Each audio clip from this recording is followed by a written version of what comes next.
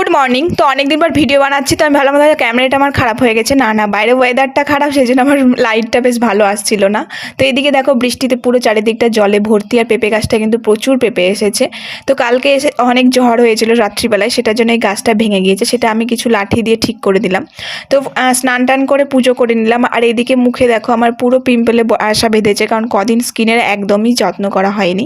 তো বাইরে যেহেতু বৃষ্টি হচ্ছে, তো আমাদের বাড়িতে তো খিচুড়ি হবেই। তো খিচুড়ি হয়েছে, সেটা আমি খাইনি। সকালবেলায় আমি খেয়েছিলাম দুধ মুড়ি ব্রেকফাস্টে, তারপর আমি অফিসে চলে যাই। আর বাইরে বৃষ্টিটা কমেছে বলে তাড়াতাড়ি করে অফিসে চলে এসেছি। আর আজকে সন্ধেবেলায় ছিল আশিসের বার্থডে। তো কেকটা এত সুন্দর ছিল, আর সানফ্লাওয়ার কেক, আমি এই কেকটা প্রথম দেখলাম। খেতে তো টেস্টি ছিলই, তার সাথে দেখতেও অনেক সুন্দর ছিল। আর ক্যান্ডেলটা আজকেও জ্বলতে গিয়ে অনেকটা প্রবলেম হচ্ছিল, তো বাট আলটিমেটলি জ্বলেছে। আর এই যে দাদার ছেলে অভ্র, ও তো আসবেই আমাদের বার্থডে সেলিব্রেশনে, সবার বার্থডে সেলিব্রেশনে। তো এখানে কেক টেক খাওয়া দাওয়া করার পর আমার বাড়ি চলে আসি। তো